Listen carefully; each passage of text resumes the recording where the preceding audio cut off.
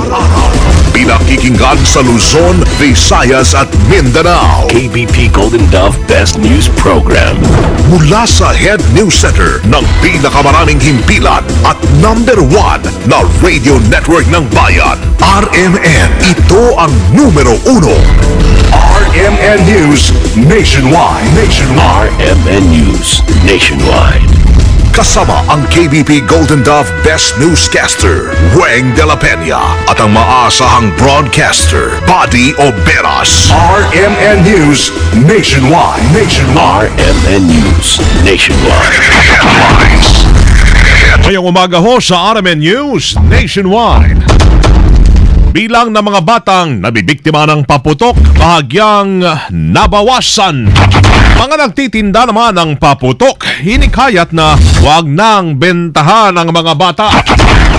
So mukhang nakikinig na rin yung mga bata at saka mga magulang, kaya nagpapasalamat tayo sa kanila. Hari nawa, hanggang sa pagsapit ng bagong taon, ganito po yun, pinagbawalan yung mga bata.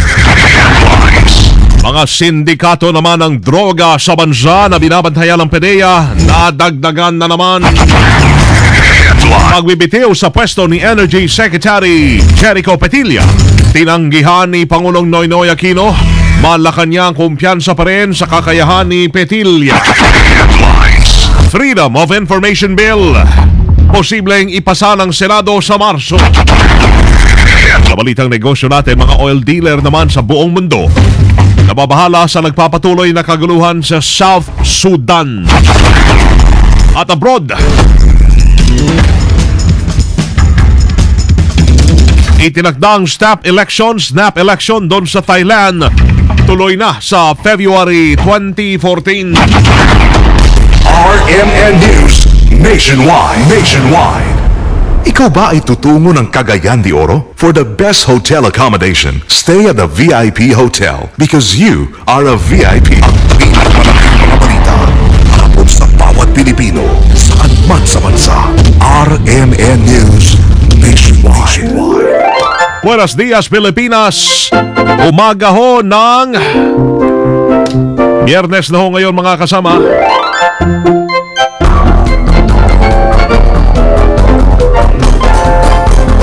Disyembre 27, 2013, ito pa rin ang numero 1 RMN News Nationwide.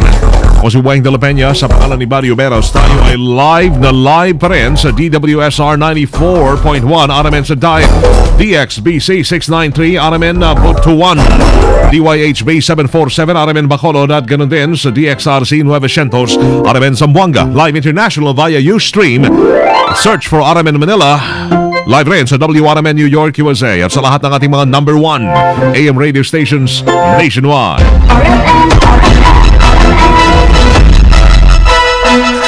Headlines. Ipinagmalaki ni Department of Health Assistant Secretary Dr. Eric Tayag na bahagyahong nabawasan ang bilang ng mga batang nabibiktima ng paputok. Kasabay niya na ihinikayat din ni Tayag ang mga nagbebenta ng paputok na huwag nang bentahan ng Piccolo ang mga bata. Ay kitayag ang mga magulang dapat ang mangunaho sa pagbabantay sa kanilang mga anak hinggil sa paggamit ng paputok. Pero nung tinitingnan namin yung dato, may magandang balita naman.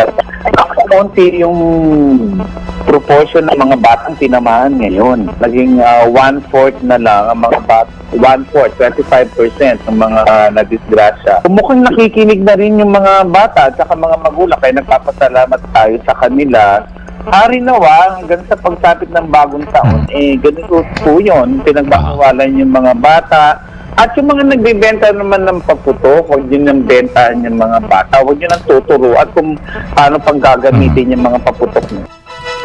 Payagoyan ay ginawa ni Assistant Secretary Dr. Eric Tayag matapos pumalo sa 77 na naitalang kaso ng fireworks-related injuries simula December 21 pa lamang hanggang alas 6 ng December 26 o kagabi. Nabatid na sa nasabing bilang 37 dito ay biktima ho ng Piccolo o nasa 51%. Nananatili pa rin ang Piccolo na pinakamaraming nabiktima ilang araw bago ang pagsalubong ng 2014 o sa 2014. Ay kay Health Assistant Secretary Dr. Eric Tay pa rin, nasa 37 ho ang bilang ng mga nabiktima ng pikulo ngayong taon. 51% yan sa kabuang bilang mga naitatalang biktima ng pamputok. Sa datos naman ng DOH mula December 21 ng alas 6 hanggang December 27 o 26 kagabi, nasa 77 na ho ang mga na-injure ng mga paputok. Yung DOH umaasang bababa pa ang biktima ng paputok ngayong taon. Kasama natin sa balita si Angel Ronquillo live. RMN Report! Umaasang Department of Health na mababa ang bilang ng mga mabibiktima ng paputok ngayong taon. Ayon kay Health Assistant Secretary Dr. Eric Tayag, umaasa sila na makikinig sa kanilang panawagan ng publiko hinggil sa negatibong epekto ng paputok, hindi lamang sa kalusugan maging sa kapaligiran. Base sa pinahuling tala ng DOH ay nasa 77 na ang kanilang nai-record na firework-related injuries. Pero paliwanag ni Dr. Tayag na mas mababa pa rin ito ng 34% kumpara sa kanilang naitalang mga nabiktima ng paputok no isang taon sa kaparehong panahon. Kasunod ito na nanawagan ng DOH na gumamit na lamang ng turotot o anumang maingay na bagay para maitaboy ang malas sa tradisyon ng bawat pamilyang Pilipino tuwing sasapit ang bagong taon. Kasama mo sa lungsod ng Maynila, Angel Ronquillo, Tata RMN. Napasok na ng Mexican drug cartel ang Pilipinas matapos makumpirma na ang drogang nasamsam mula sa raid sa Batangas ay galing sa nasabing bansa. Ang PDEA Director General Arturo Cagdac Jr., kung dati ay drug syndicate mula China at Africa lang ang binabantayan nila, ngayon nadagdagan na naman ito nang pumasok na rin sa kanilang report ang Mexican Sinaloa Drug Syndicate. Anya natuklasan nila ang naturang drug ring matapos mabuwag sa isang operasyon ang mini Shabu Lab sa isang farm sa Lipa, Batangas, kung saan nasamsam ang may 84 na kilo ng shabu na nagkakalaga ng 420 milyong piso. Naaresto sa raid sa LPL Ranch Compound sa barangay Inosluban, Lipa City, Batangas, sina Gary Tingtan alias Chua, George Torres, isang Filipino-American na may US passport, Argay Argenos at Rochelle Argenos. Samantalay, iniimbestigahan na rin ang posibleng pananagutan ng maimpluwensyang angkan ng pamilya ni dating Batangas Governor Jose Antonio Leviste sa nasabing drug syndicate dahil napakalamang pag-aari nga ng mga ito ang sinalakay na rancho, yung LPL Ranch Compound na nirerentahan ng mga sospek. Mananatili naman sa pwesto si Energy Secretary Jericho Petilla matapos na hindi tanggapin ni Pangulong Noynoy Aquino ang kanyang resignation letter. Ayon kay Presidential Communications Edwin Lacerda o Presidential Spokesman Edwin Lacerda, tinanggihan ng Pangulo ang pagbibitiw ni Petilla dahil epektibo naman ito anya sa kanyang trabaho sa kagawaran. Ipinunto pa ni Lacerda na mas napaaga ang pagpapanumbalik ng supply ng kuryente sa mga lugar na sinalanta ng Bagyong Yolanda sa Visayas Region at sa ilang bahagi ng Luzon.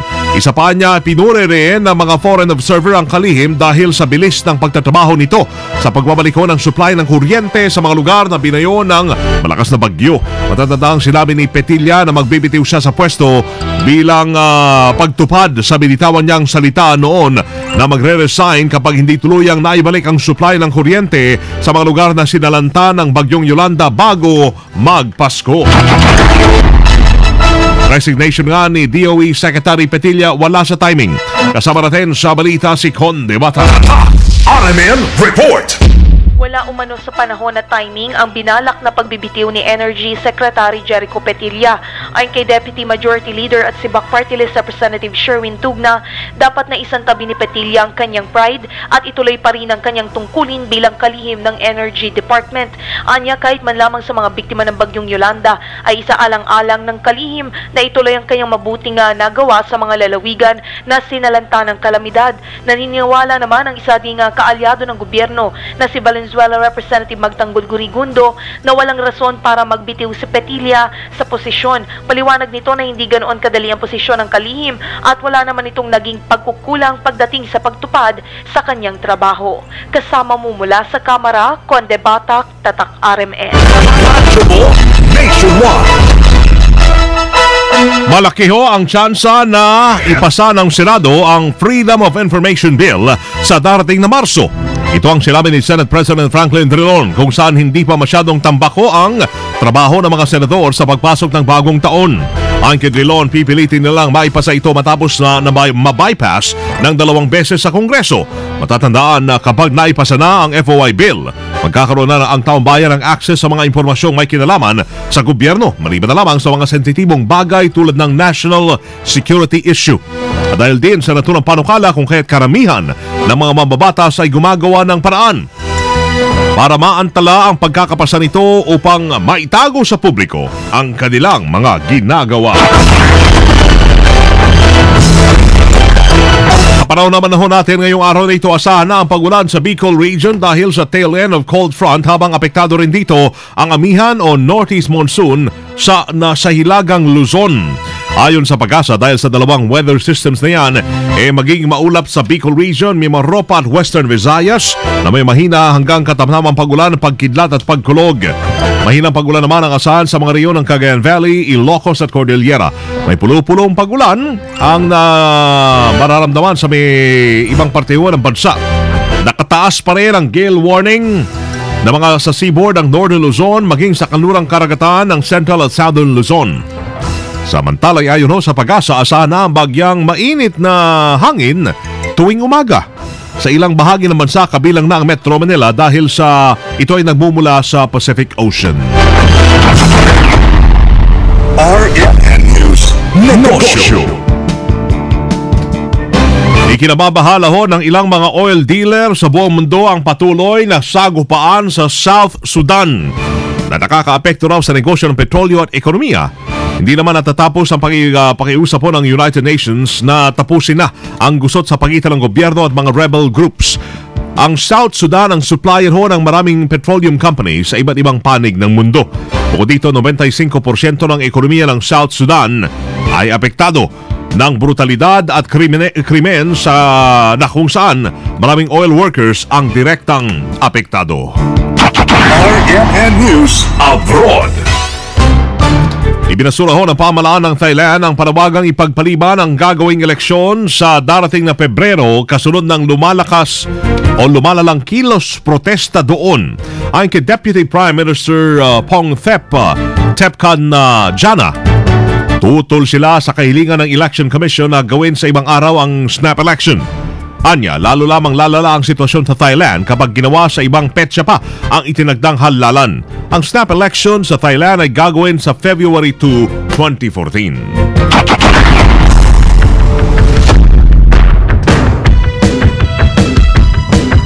Mga kasama live mula po dito sa RMN News Center sa Manila, inyo pong narinig ang numero 1 RMN News Nationwide. 15 minutos takbo natin ngayong umaga, ngayong Biyernes ng umaga, December 27, 2013.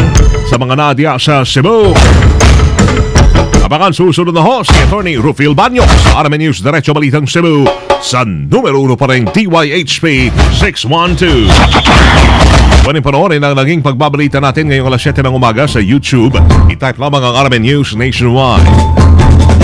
Thank you Lord at tayo po ay nagkasama-sama muli. Salamat sa inyo naging panahon sa amin. Kasama nyo sa serbisyo publiko sa pangalan ni Buddy Oberas, Weng de la Peña. Dito pa rin sa tahanan na may pinakamaraming number 1, pinakamaraming himpilan, ang RMN Radyo Mo Nationwide. Live via satellite. Live via satellite. RMN News Nationwide. Buong bansang pagsasang boses ng balita. RMN News Nationwide. Tatak alas 7:17 na. Tatak RMN. Unli rice? Kumain ka ng kaya mong ubusin upang sa pinggan